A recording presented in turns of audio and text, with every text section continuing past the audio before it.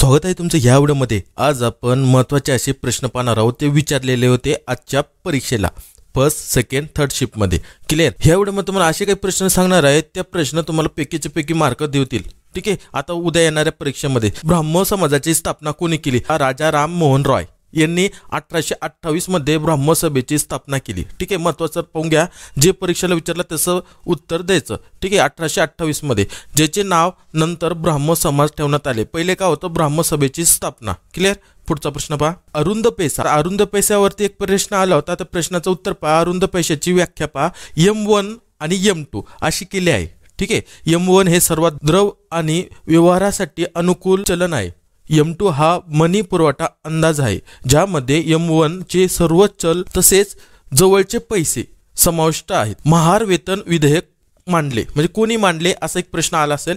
ठीक आहे, याचा प्रश्न पहा, पण महार वेतनवर प्रश्न विचारला होता।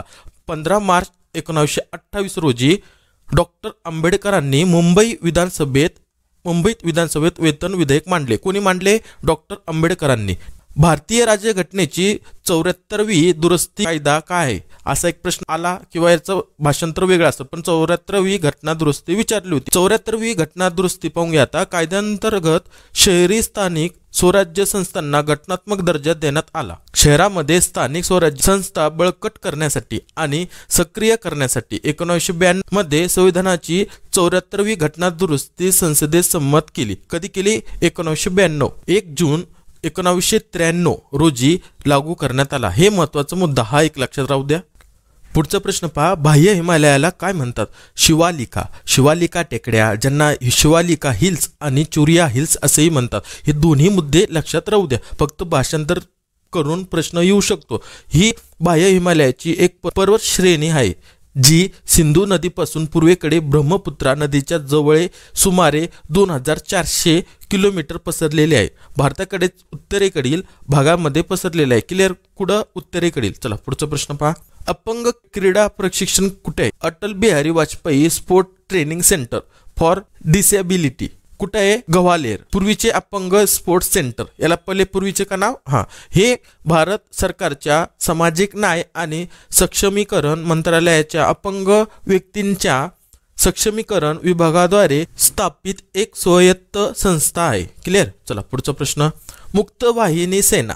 आता मुक्तवाहिनी सेना कुठं आहे? मुक्तवाहिनी सेना किंवा त्याला काय म्हणतात? बांगला मुक्तवाहिनी, किंवा त्याला काय म्हणतात? बांगला मुक्तवाहिनी। ही 1971, हे पण मुद्दा लक्षात राहू द्या, 1971च्या बांगलादेशाच्या स्वातंत्र्य युद्धात, कोणाच्या? बांगलादेशाच्या। 1971च्या बांगलादेशाच्या स्वातंत्र्य युद्धात पाकिस्तानने लष्कराविरुद्ध गनिमी युद्ध लढणारी संघटना होती।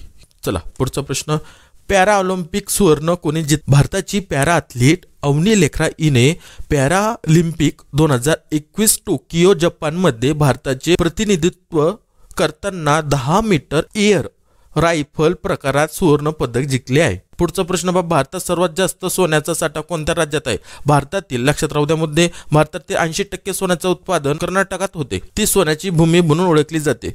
कोलार गोल्ड फील्ड्स ही देशातील सर्वात मोठी सोन्याची खाण आणि ती कोलारमध्ये आहे। पुढचा प्रश्न पहा, यमुना नदी उगम स्थान विचारलं असेल तर याचं काय सांगणार? हिमालयात उगम पाहून ही नदी गंगेस मिळते। क्लिअर? या नदीच्या काठावर दिल्ली, आग्रा, मथुरा व इटावा ही प्रमुख शहरे आहेत। चला पुढचा प्रश्न पहा, काळाराम मंदिर सत्याग्रह। आता काळाराम मंदिर सत्याग्रह बाबासाहेब आंबेडकर यांच्या नेतृत्वाखाली 2 मार्च इसवी सन 1930 रोजी महाराष्ट्राच्या नाशिक शहरातील अस्पृश्यांच्या काळाराम मंदिरामध्ये प्रवेशासाठीचा सत्याग्रह होता। क्लिअर? चला पुढचा प्रश्न, विभाग 2023 आशियाई खेळ ध्वजावाहक कोण होता? हरमनप्रीत लवलीना, म्हणजे पाहायचं पुरुष हॉकी संघाचा कर्णधार हरमनप्रीत सिंग आणि बॉक्सर लिव्हलिना बोगराहाइन हे आशियाई क्रीडा स्पर्धेचे उद्घाटन समारंभात भारताचे ध्वजवाहक होते। पुढचा प्रश्न पाहता, कार्यकारी अधिकारीवर एक प्रश्न आला था। आता त्याचं महत्त्वाचं आपण मुद्दे माहिती करून घेऊ। प्रत्येक जिल्हा परिषदेसाठी एक मुख्य कार्यकारी अधिकारी व एक किंवा अधिक उपमुख्य कार्यकारी अधिकारी असतील व त्याची नेमणूक राज्य शासन करेल। राज्यपाल विचारला तर तुम्हाला उत्तर द्यायचं भाऊ। क्लिअर? म्हणजे तुमचं काय राज्य शासन असेल पर्यायामध्ये ते द्या, नाहीतर काय दुसरं असेल त्यालाच उलटून पलटून भाषांतर चेंज करून करतील। पण मग काय तुमचं उत्तर? राज्य शासन।